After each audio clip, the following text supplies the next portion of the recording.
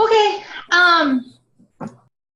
so Carrie and I are going through our yearly kind of look and see where things are at, and in terms of numbers, ES237, and this is a normal type of process that we go through.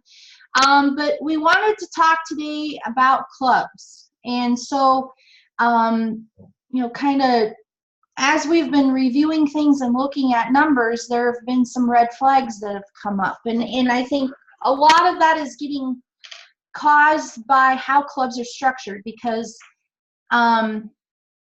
if we have members in clubs and using that as a placeholder versus using like groups or even activities, that's counting participation in an organized 4-H club. And then if that's linked to a project, which is fine, that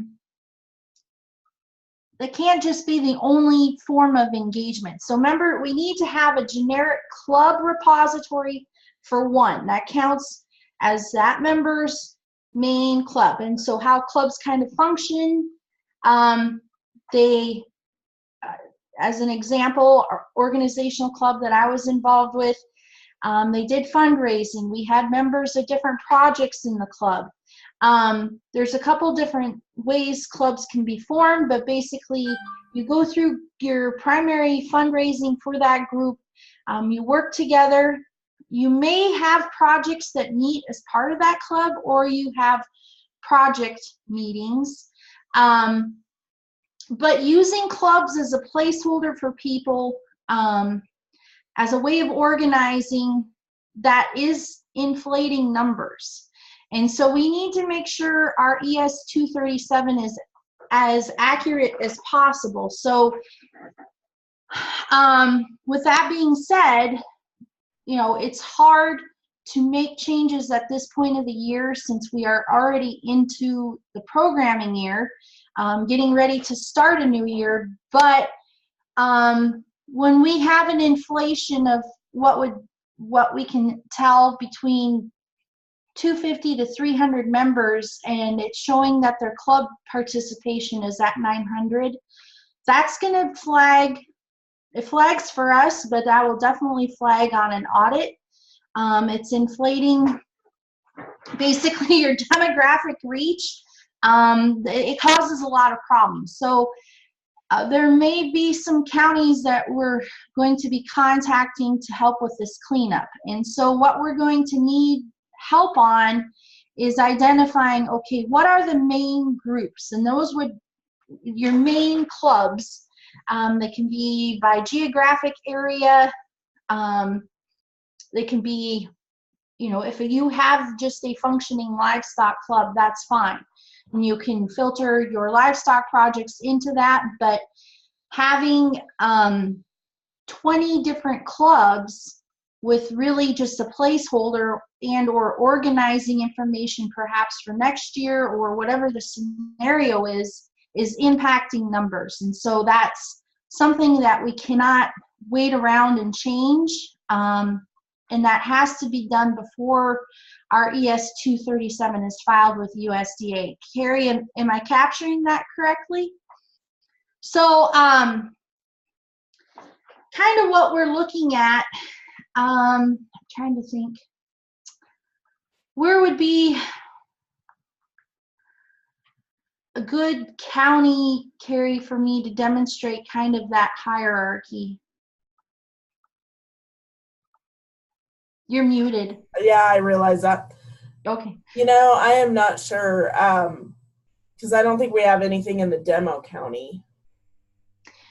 I could show any Idaho counties as an example. Yeah, that's fine. Okay. All right. Because I can't think of any. Yeah. Well, I'll just go to Boundary County. I'm pretty familiar with those groups. So I'm gonna share my screen here. So Boundary County is the county I was 4-H program coordinator in for 7 years. We have a pretty wide territory, cover all the way to the Montana border to the Canadian border, and then, you know, I think nose to toes, you're looking north south from border to border, like 80 miles or so. So we have a lot of geographic area, not even near what some of y'all have as far as territory, but we have in that county, it was right around 200, 250 youth. It kind of fluctuates, you know, normal thing. But I'm going to go ahead and log in. We have our core organizational clubs kind of around the geographic area within the community. Now, 4-H Friday Friends is an organized, it's a club that meets with the school, so I don't know if community club is the right delivery mode for that. But we have a homeschool group. We have an area club that covers Naples. We have a couple in-town clubs. Village Project is north of town, as is Busy Beavers. So those are the core organizational clubs. Now within these groups, we have projects. So members within these clubs can engage, whether it's in the beef, FCS, a whole litany of different things. And a lot of these projects are countywide. So you will get members from all these clubs because we have one beef leader, if that makes sense. So while you may have the clubs and it's kind of organized by geographic area, when we get to the login option for project leaders as an example, you will see here we have, okay, yes, our leaders can log in, but they are covering countywide. So regardless, if child's enrolled in that project, regardless of what club they're in, they will show up. The biggie, and I guess the easiest way for y'all to check and see kind of what your numbers are doing is to pull an ES237. So from your reports icon, you want to go to standard reports. ES237 is in the second folder here, or third. If you just simply go to the all report, highlight it, do a right click, you have an option here to export the report to either Excel or to PDF. And when we export the report to PDF, it'll ping pong in your browser for a little bit depending on the amount of what information you're pulling. But you should get the PDF to pull up, and we'll go through this.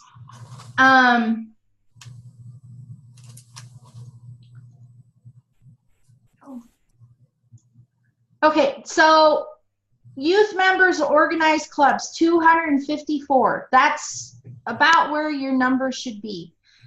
Total with duplicates included, 478. So that's going to factor in their project engagement, activity, so forth. And then also your group enrollments. Other good, so the club membership, if you're showing like 900 in your club membership, that should be a flag. Particularly if your standard, if your core membership is 250, and if you're getting a really super high number in youth members and organized community clubs, the club setup is the main factor for that error.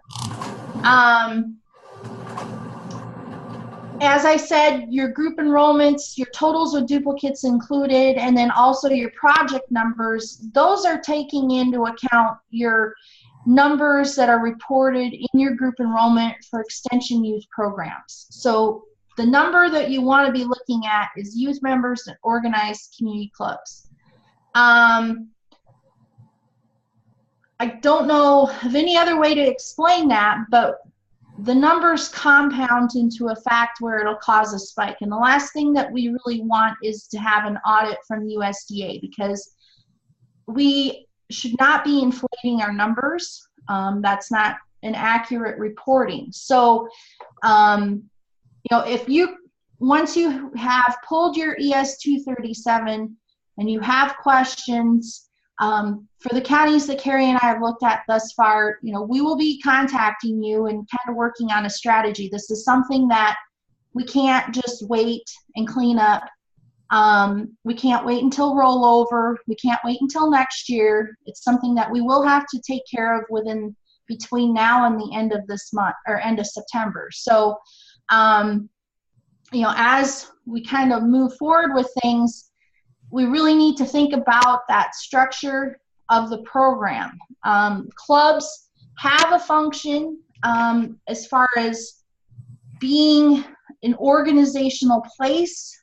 You can have members and volunteers who lead or are engaged in different projects part of that club, but a club is much more than just a simple placeholder. They do get permissions, that impacts your chartering, so they'll have, being an organized entity, they get permission for using the 4-H Clover, they get permission to fundraise,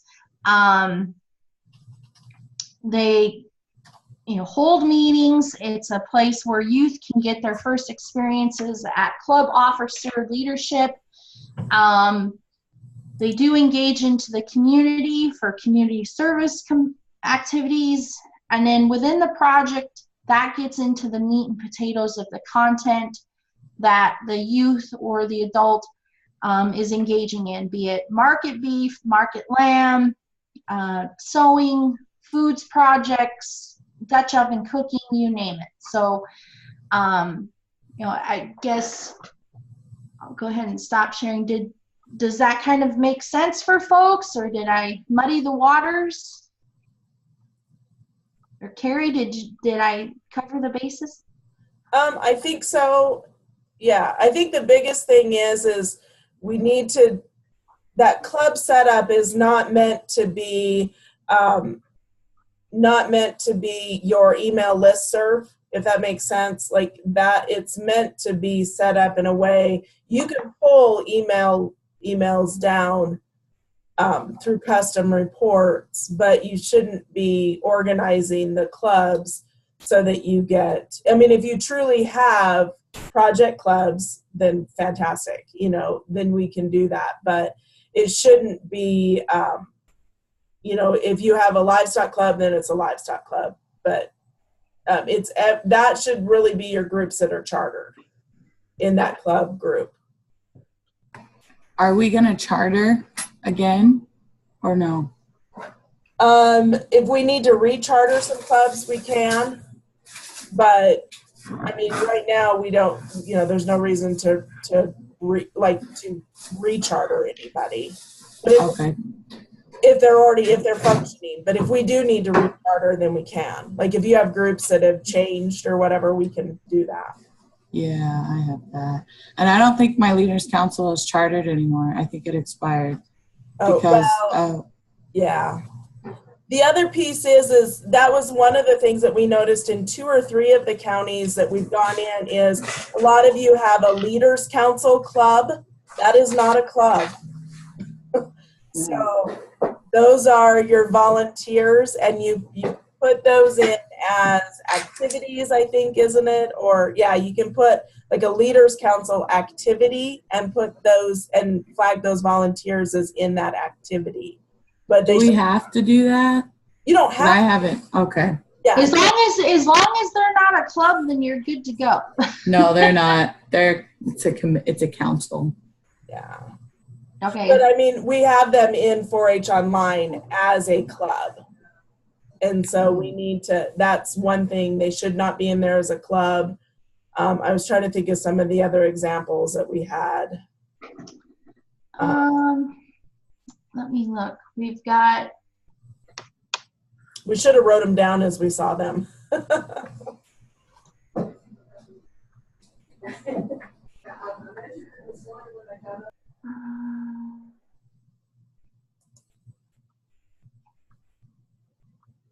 Because what that does is essentially it double counts your numbers, like Erica mentioned, and so. Yeah, 4-H Council, no. I would even go so far as saying teen councils, no. Unless it truly is, if that teen council truly is, functioning as a club, yeah. then that's the difference. But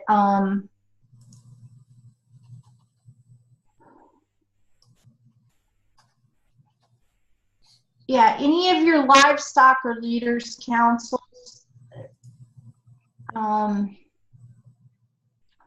that's when I make the comment, you know, that's not how you get it's not a listserv for that. That's what, you know, and you can pull those, like I said. I was going to look at another one. found a resource leader club. Yeah.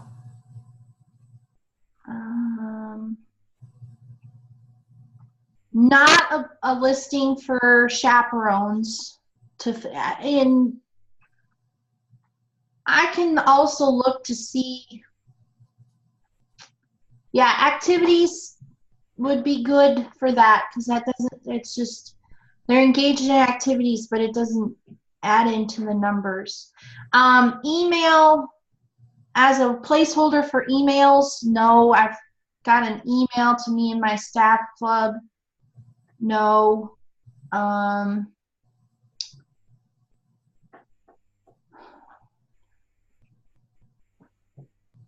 As a repository for just leaders, no.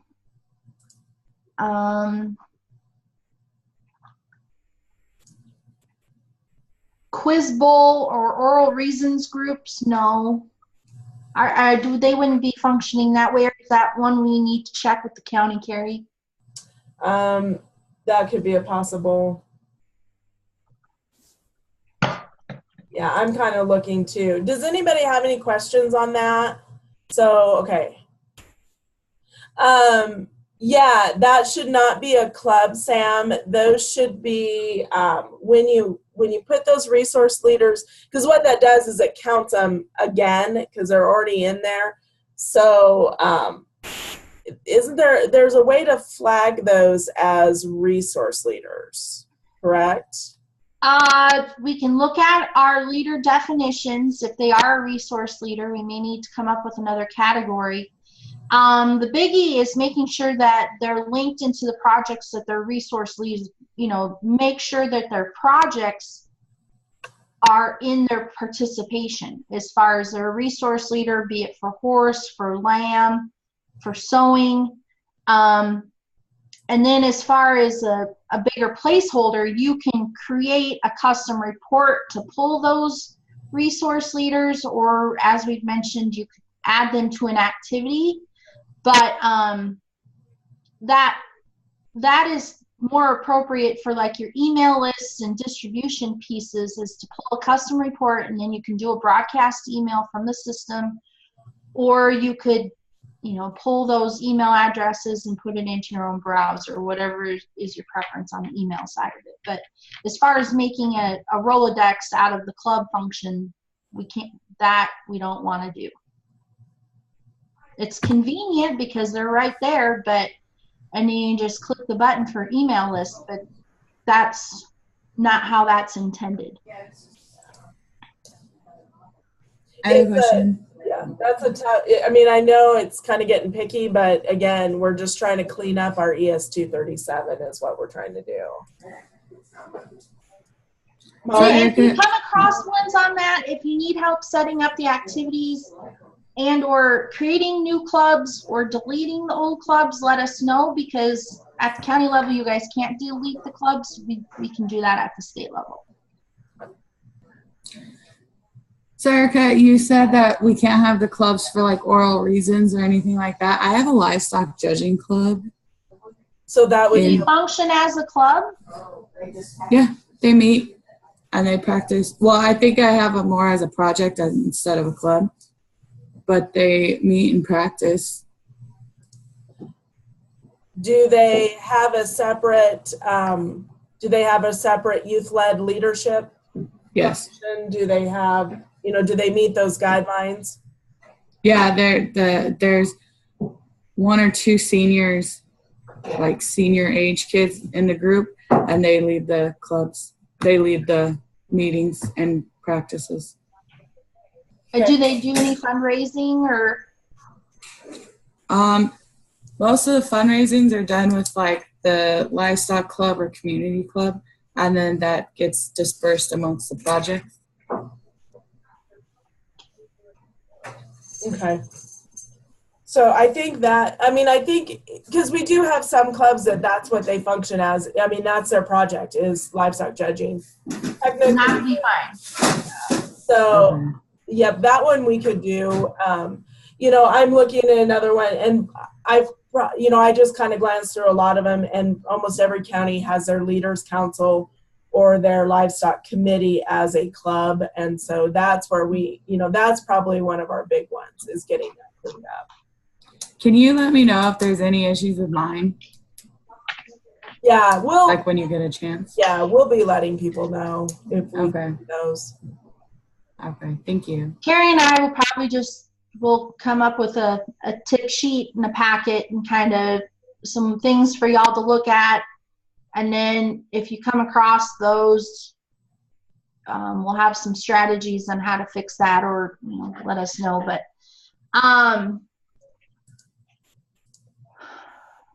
okay, other than that, since we're kind of talking about group enrollments, if you've done extension youth programming, I want to make sure you do your reporting. Ideally, between now, or if you haven't already been entering in information, try to get it into the system by September 14th. That gives us a couple, solid couple weeks to review the information before the system rolls over. And what I'm meaning as far as group pieces like that, your overnight camps, day camps, if you have any extension nutrition programming, any livestock judging camps, any, whether you may have done some school enrichment or after school, if they're not organized club after school components, you do want to report those in the system.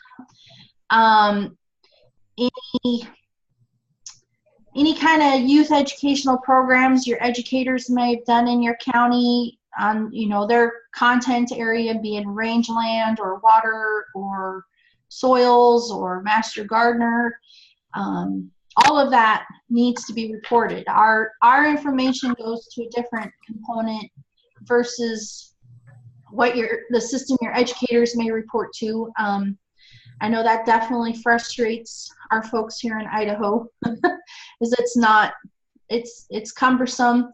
But the nice thing is 4-H Online is open. You can report into that 24/7. And your educators, if they have 4-H, if they have a large 4-H appointment, by all means, we can get them in the system. If not, that's okay. But I mean, if they're doing a lot of youth programming, then it would be worthwhile where they can get a login, report their information. Some counties, they have a system where they divvy it up, and that's not a problem. But our big push is to make sure information is reported in. And I also want to bypass shared logins. It's a good disclaimer for that. I don't want folks getting locked out of the system for 4 days. And I have had that happen, and they get really pissed off when that happens, especially when it's fair time. But there is a point where it gets out of my hands. We can't fix it. So, don't share logins. If somebody needs a login, by all means, we can get them in. I can walk through how they can report, how they can access information. So, more the merrier. I'm just looking I just pulled a ES 237 for the state. Right now, we have no numbers in the overnight camping program. What I want to remind people is, because I know a lot of our counties they have a club for overnight camping, and that's okay. Probably because of the way our civil rights audit came out, they wanted those kids enrolled in the club program. So we went ahead and did that, but but the one thing is they need to, there's not a camping project, so it'd be like an outdoor education project that they would do. But we still need to put those in as a group enrollment for the overnight camping programs. So that way we get numbers in that category as well. So what you would do is if you had 50 kids that were all enrolled in 4-H that went to camp, then and they're all in a 4-H club. So then you would do a group enrollment and you would put 50 youth attended and there were 50 duplicates. So that way the system does not count them twice. Does everybody understand what I say when I say that? You're basically doing page 1 of that report. It marks that yes, we had programming and yes, we had numbers. It counts the hours and then the activities that those youth were engaging in. And the reason why I say page 1, well, actually, first part of page 2, you have your total and then you have duplicates. If members are in the system, then they are considered duplicates. For anybody who is not in 4-H that may have engaged in that program, then those numbers would carry forward in the report. But at a minimum, you would still want to create the group enrollment and enter in all the information up to, including where you enter in your totals, 3 duplicates, and then we have that record, if that makes sense. Yeah, because that, I just want to make sure, thank you, Sam. I'm glad it makes sense because we do have to, those numbers are also, we have to report those numbers, and it's tough when, looking at those. I mean, overall our numbers are, we only have 13,000 people right now in the system. Club numbers were at about 3657. So, just as kind of a check-in from last year, let me look. I can pull that up really quick. And we may be down, I don't know really, but let's see. Last year, our club numbers were about 1,000 members less than we were last year, but I do know that we have some numbers that haven't been put in. We have some counties that have 0 in their numbers for clubs. So, we had 52,000 youth involved in 4-H last year, and this year we're right now at the 1st of August, we're sitting at 13,000. So I know there's a whole bunch of reporting that hasn't been done yet. Well, and another piece too is check your pending lists. Yeah. On your pending, and I'll keep the soapbox to a minimum on the risk management components, but if you have youth and or volunteers that are pending in the system, they should not be engaging in meetings and or activities. It's getting close to fair time. If you already haven't had that, they should be active, and that process should have been done if they're going to be participating in FAIR, because they have been meeting. But if they're not active status, they're not covered by insurance.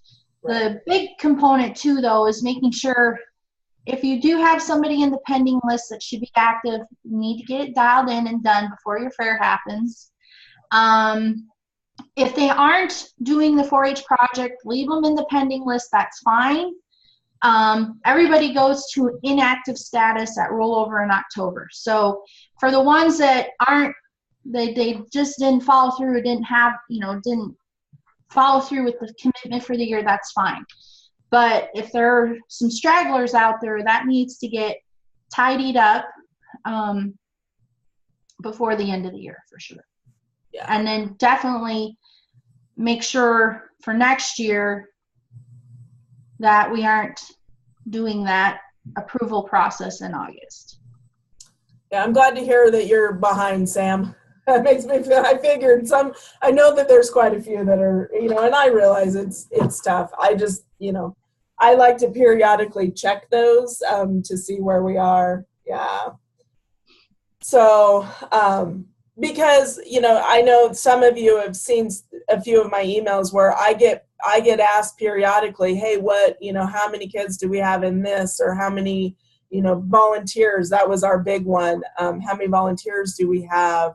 And that was, you know, that was, I had to pull it up on the ES237, and, you know, so, and believe me, when I was in the county, I always did my group enrollments at the last minute. So I fully understand. It happens. I totally understand. The other piece I wanted to remind everybody on the group enrollments is you only put the volunteers in that are new, that are, you know, if they're already currently a volunteer, like, so say camp chaperones. If you have 10 camp adult chaperones that go to camp, seven of them are current 4-H volunteers, they're club volunteers, and 3 of them are not, then you would only put in those 3 volunteers in the group enrollment. I think that might have been what inflated our numbers from a year ago or so. Because, you know, one year I showed we had 3,500 volunteers, and now I show we have like 850. And 850 really does we were almost at a 1-to-1 basis with club volunteers and club members. So I was like, I don't think that's quite right. So, so just to make sure that everybody does that. And the same on the volunteer side. That is, if you have new youth volunteers too. So if you have some teen counselors that maybe aren't, you know, this is the only thing they do in 4-H, which we have that in quite a few places, that would be. And the last piece is, although you may only fill out that first section of the form, scroll, click, get to the bottom, look for that little box where it says submit form, and click save. Even if you've submitted it, you can go back in and edit. So you do have to do that final process to get that actually submitted. But we can pull a report on our end where if there's open forms, we'll go through that. And if there's questions, we'll call y'all. But you do want to make sure, even as you're doing your reporting, you got to go all the way to the end to click the submit form. So, any other questions or problems that people are having? I should mention we have had an experience with a couple of our counties, although on their options they don't have any of the boxes checked. And what I mean by that is do not allow new families to create a profile, or do not allow families to edit. There seems to be a little bit of an autofill bug going around where for whatever reason the system is saying, well, you can't, this county is not accepting members, or folks can't, they are basically stuck at the login screen.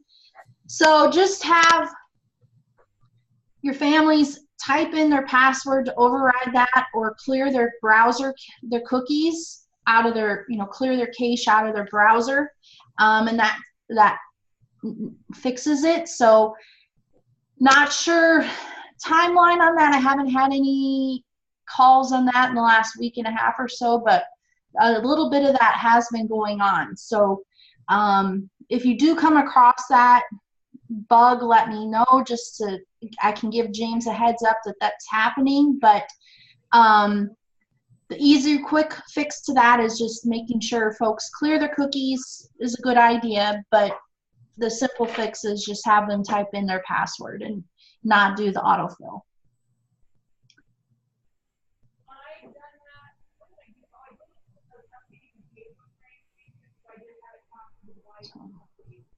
Any other thoughts, questions?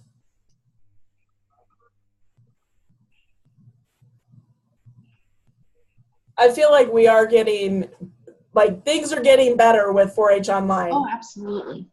Just in the last year, I've noticed, everybody's starting to figure out all the functions, and it seems like, it's really going a lot better. And I know people are complaining about 4-H Online, but right now that truly is our only option. Yeah, we're not changing systems.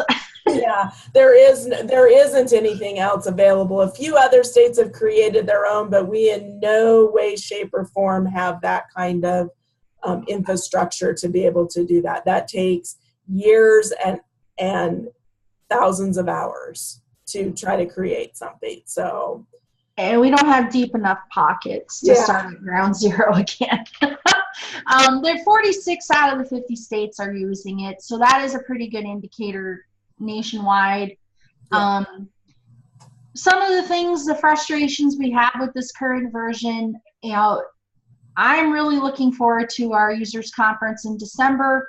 I have been engaged in the conversations on the design and development of version 2.0 and some, you know, shared our frustrations along with everybody else as far as, okay, what we need, particularly with delivery modes and getting folks in the system for like urban programs. That's been a really, really big push. I'm really looking forward to that, and also being able to make it more user-friendly for this. I would say a lion's share of initial frustrations with first-time families. I haven't done an official survey, but for the majority of the folks that I've talked to that have said that they've had problems, they've tried to do their enrollments on their phone. Not quite how this version of the system is designed, but version 2.0 will be in a responsive format, and so that is going to make things that's going to make life so much simpler for everybody. At least that's the hope anyway. I don't know, and we're all in it together, so we are make the best better group, and James has gotten that memo. How do we do this? How do we fix this? This is what we need. And so he's really putting his best foot forward as far as working with states, just like with every state program where we have different ways of doing things in the counties. Holy Hannah Batman, you haven't seen nothing until you get down the differences in how states do 4-H. It's interesting, but I am looking forward to the preview in December and moving that forward for sure. So, hang tight, hang tight. We are not changing systems.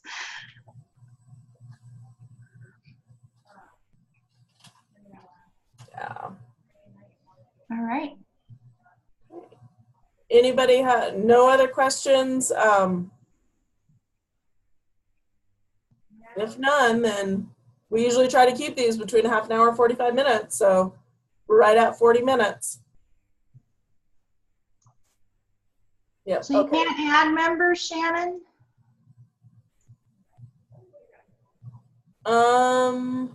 Okay. Yeah, I think we can do that. Looks Yeah, like I can stay on. Okay. If not, you know, thank you guys for coming. And if you have anything, you know, please just shoot either myself or shoot Erica an email. We don't have the Zendesk right now set up. I don't remember what happened, but you can shoot me an email and I can see if I can figure it out, or if not, I usually will say, Erica, help.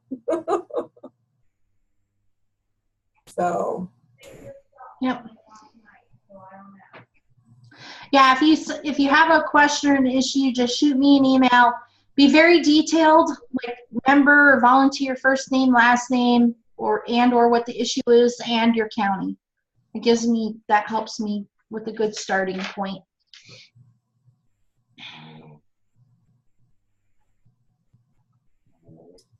Okay.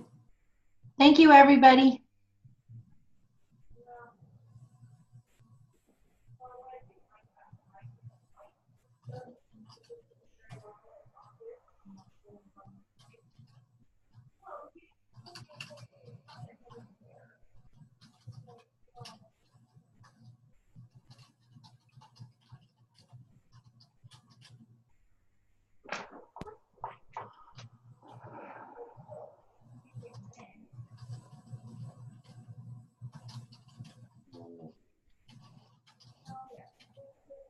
Okay, Carrie and Erica, it's Shannon. I'm on my phone for audio. Can you hear me? Yep. Yeah. Great. Okay. So, and thanks so much for trying to meet with me. I think it was last week. I apologize. I know I was pretty scattered. I've got my mom, sister, aunt, uncle, and father all in the hospital at the same time. So I apologize. I was not prepared for our meeting at all. So here's one of the challenges I'm having right now. And in regards to this meeting today, I obviously am one of those people that we need to revamp things. I've realized that. Just remember, I've been trying to do that with you guys for almost 2 years now. So I'm glad we're finally to that point. But I mean, I know that my county's not set up properly and that we need to adjust that. It's just been a matter of that. I think some of those changes behind the scenes kind of took place like last year, right in October when we were signing up, and it made it really challenging. So, you know, it's just a matter of the timing for doing that so it doesn't cut off my access to my people. But immediately, what I'm looking at is I have 4 campers that are new, and I'm not able to add them to the system. My campers that were currently enrolled, it was allowing me to add them into camp, but I'm not able to add new people. You should be able to add them right from your county login. How are you trying to add them? When I log in and I go to add new family, and I take them through the process, and then once I get to clubs, it won't let me accept them as a member because it says I have to choose a project, but it's not showing any of my projects in the drop-down menu. So you have to, which club are they in? They're in community club. Okay. And what project? It would be then let's see here, it would be the Campers Project. Okay, so I'm going to share my screen real quick. On your clubs, the problem so projects are linked to the club. And so to access that part of the system, you need to link your projects to the club. And so if you go to options and link projects to the club, from the drop-down list, if we select community club, none of these, the only thing we've got checked right now is citizenship and engagement, but you had said that we need the camping.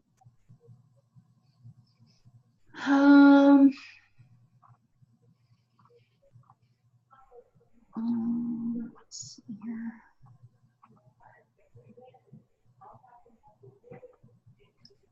But it wasn't even letting me put them in community club, but also, yeah, camping. So we need to link that for now. Okay, so is it the outdoor adventures? It would be the outdoor education hunt hike camp. Okay, all right. So what's the member name? The last name is Gouvier, and it's G as in George, O-U, V as in Victor, E-I-A. Ben? Yes. Okay, so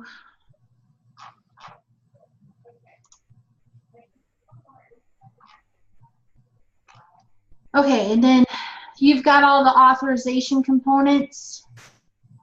Yes. Okay, well, we'll go back through and enter that in, but let's see here. Continue. Community club projects.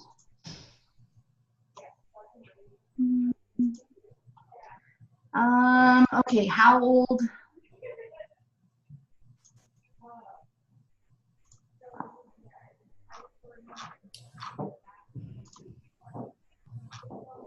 So one thing about the projects too, where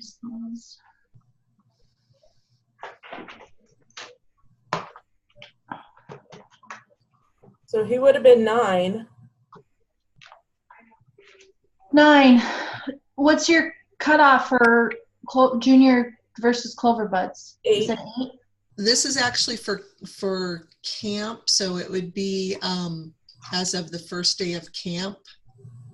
He has to be 9, which he did achieve that cutoff. That's not how these age divisions work in the system. It's as of January 1. Wow, so I wonder how other counties are getting their campers in. That's one of those questions we might want to look into. All right. It's not my county rule. It's No.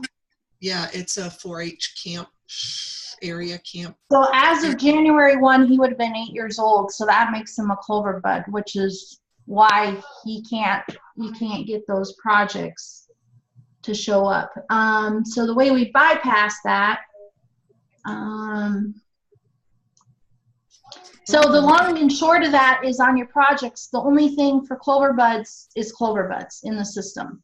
Yeah, So let me look at these. Let me look at these other 4 and see if perhaps they were all in that same age group. Carrie, do you know how Washoe County handles that? I don't think they put them into a club. I think if they're just a group enrollment. Okay, so it would. I think I can look. Actually, I'm in 4-H online right now, so I'll look and see what they.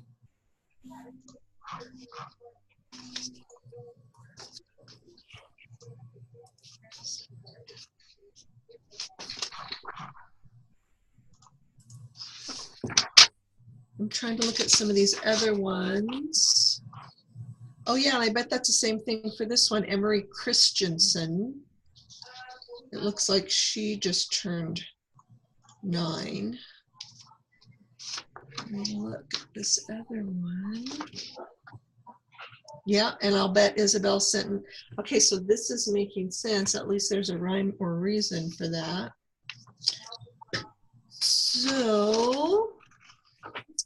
So, but even if we're not adding them to camp, if we were just adding them to community club, all my Clover Buds are in community club. So why is it not letting me?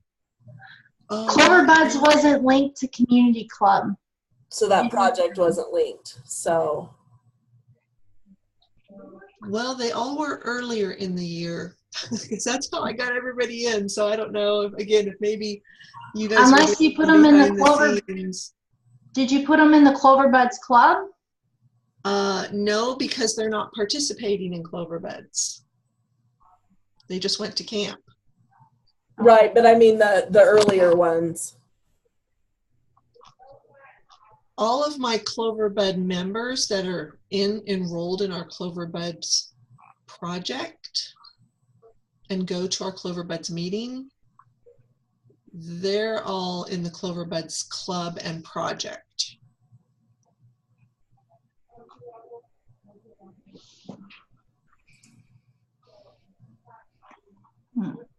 Well, for the community club, Clover Buds wasn't checked, but I did check that, and that was what was hanging up Ben's record.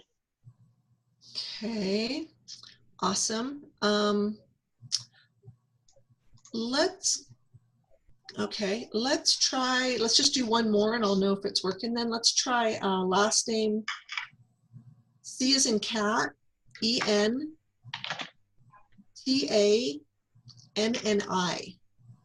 Is that P or T? Oh, sorry, T as in Tom, A-N-N-I. Okay, and both of these. Looks like they're okay. So that would be the same deal as a February birth date. So they're 8 as of January 1. Yeah. So let's just make sure it'll enroll them now with the way it's linked.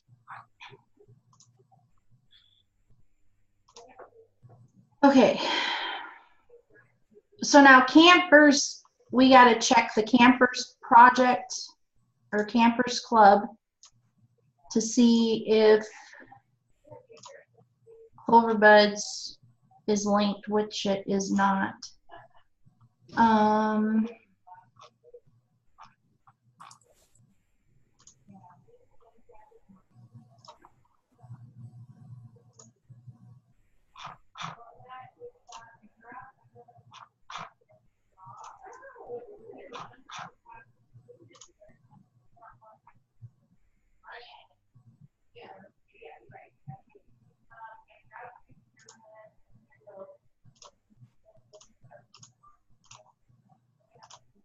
Yeah.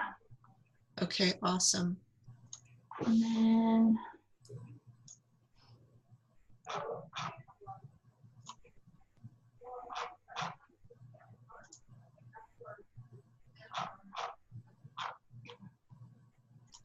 You know, here's a suggestion. What's the guy's name that you guys work with for 4-H Online?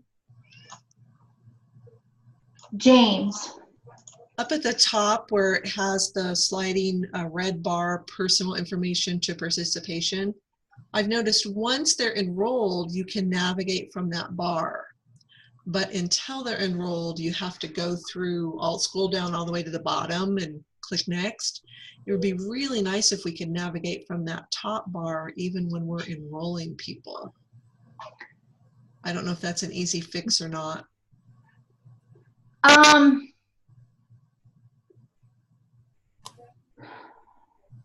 I can certainly ask. I'm not sure on how that setup is. Because like when it's kind of designed to, you know, 1, 2, 3, 4, you keep working your way forward.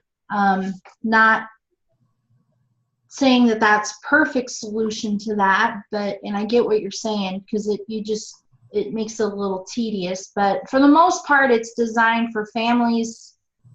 You know, the idea behind it is families are entering in their information and they just progress forward through the set of screens. So that's a good point. Once we start on letting families no back navigation.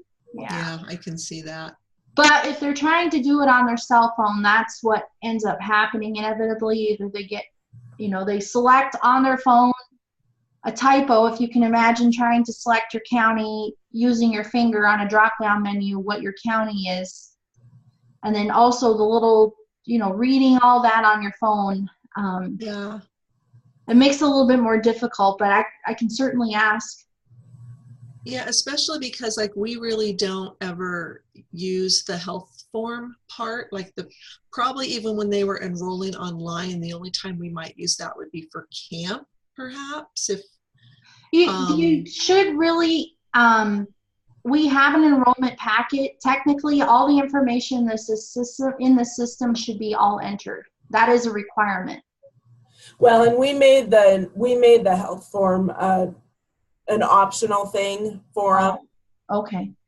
Just because some of the counties didn't feel like they needed to collect that information. It never hurts to collect it, just because if something happens at a club meeting, then you know. But and for the smaller counties, you know, they know their kids, but you know, we have to look at the big picture of some of them don't necessarily. So yeah, I have a hard enough time having our counties just getting the information in before they have their fairs. So we need to. Well, great. It's totally all good. Yeah, so when that happens, Shannon, it's probably just that project link is typically where I found the issues. Well, and I've gone and linked these before, so I'm not sure how they keep getting unlinked. So link, but then you got to scroll to the bottom and click update. Okay, and maybe that's it. I'll have to look at that. Let's see here. That should take care of those four for the immediate. I'm going to try and get in there and redo how I have the club set up, because I can see how that's inflating my numbers. That's been one of my questions for years, is when I'm putting this in, where is it showing up on the ES237? So that's great. And I'm sure I will need some help in that process, and I'll let you guys know as I go through. Okay. Yeah. As you get your new club, go through. If the club is going to stay, that's fine. If a new club needs to be created or some adjustments need to be made, be it a new club, people being moved from what was wrong to a different club or creation of something along those lines, that's fine. And then what we can do is I can move them into the appropriate place that they should be, or however, get them moved. If they're already active in the system, we just got to make sure the new club is created first. We get them moved, then we can go through and then we can delete that other club. Okay. It's some extra steps, but it is something that we can do now while the system's active. Well, let's look, if you guys have a minute, let's just look at one and just hypothetically look at one of my clubs. Okay. And actually we're going to look at two, because I think these would be the two kind of key things. And let me know whenever you're ready. We're ready. Yep. Okay. So let's just say, for example, let's start with community club in caps. Okay. All right. This is my entire county. Okay, so that's every leader and every youth in the county. I only have one geographic area, you could say. Mm-hmm. From there, they can enroll in projects. Now, I think in 4-H Online, I have projects set up as clubs also. Because if we go back to clubs, yeah, then all of these, shooting, air pistol, baking on Monday, which is a totally separate group of kids from baking on Thursday. Those are the projects the kids enroll in that have their own, each project has its own volunteer leader, and they have their own days that they meet and their own curriculum. So am I on the same page as you guys so far, that should be a project and not a club? Right. Okay, but community club is fine as the club then. Okay, so I'm thinking community club's my only club, and from there I turn all of these other my capitalized clubs, which are my current active ones, into projects, except for, and are we still on the same page? Yes. Okay, so then what I think I heard you saying is go down here, let's say email to me and my staff. I heard you call that one out.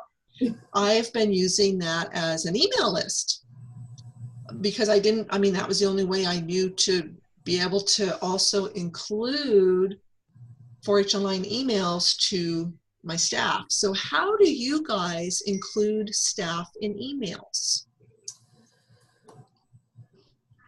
So the workaround I have used is I volunteer, so I have a volunteer profile in the system. If it's something that needs to go you and your staff and leaders, I typically send those emails out through my work email. Unless you have a profile as a volunteer in the system, I haven't really found a workaround on that. Have you, Carrie? Okay. No, what I've done is so like when I send an email out to, like when I send the blast emails through 4-H Online, I always try to make sure that the staff across the state know that it's gone out or that it is going out. So what I do is when I do that broadcast email, then I have it send me the preview copy, and that's usually what I forward on to the staff, just to let them know. And that's set up in that broadcast email. Okay, so the workaround is that theoretically, if a staff person was also a volunteer, that they would have a profile in the system. Yep. Yeah. Okay. And didn't At one point, they were having, when I was still up there, Erica, everybody was creating a volunteer profile as staff. They were creating a volunteer profile within 4-H Online. Is that still the case? We're still doing that, but we're in consulting with risk management to see if that's still a requirement. For the most part, the ones that are still actively doing it are volunteering and actually leading projects. It's not 100%. Yeah. Would that be something that Unfortunately. Tom or 4-H Online guy would be able to add some kind of a category for staff that didn't impact the ES 237, I wonder? I'm looking to see if there was a setup side.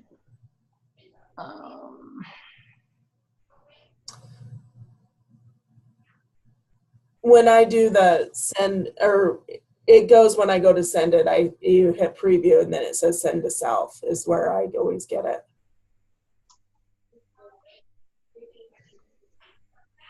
Okay. Try that recipient selection.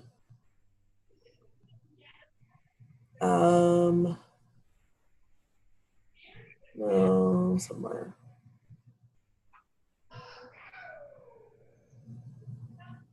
See, and what I do there is I go into select reports and then I choose the email myself and staff report and include it, you know, let's say with the 22 rifle report, and then it emails all of those people.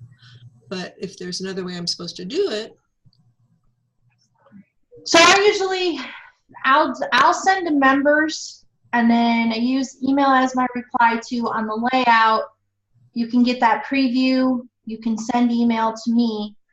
Recipient selection, I've got members. You can also send to flagged profiles on the family side, so then you get members and families if they identify different email addresses. If it's all the same, then those are consolidated. Well, a lot of the, like for me, when I'm using that email myself and staff, usually, like a lot of times, let's say shooting sports practice got canceled yesterday for air quality reasons. So I wasn't in the office when I got the call from my leaders that they were going to cancel. So I had to go into my phone, you know, 4-H Online, create an email blast, and then I need my staff to know that too, because of course kids and parents are calling into the office, are we having practice? So that would just be really handy if Tom was able to have some kind of a category for us to add staff to, but otherwise I'll just keep doing my workaround. It sounds like that's just kind of the way to do it.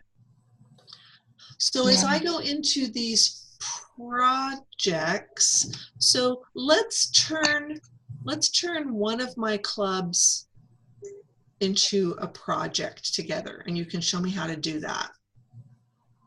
So for example, let's take my lowercase crochet. Yeah, let's take that one. So is that something you guys are going to need to do? Or can I do that so that I'm not doubling numbers somehow?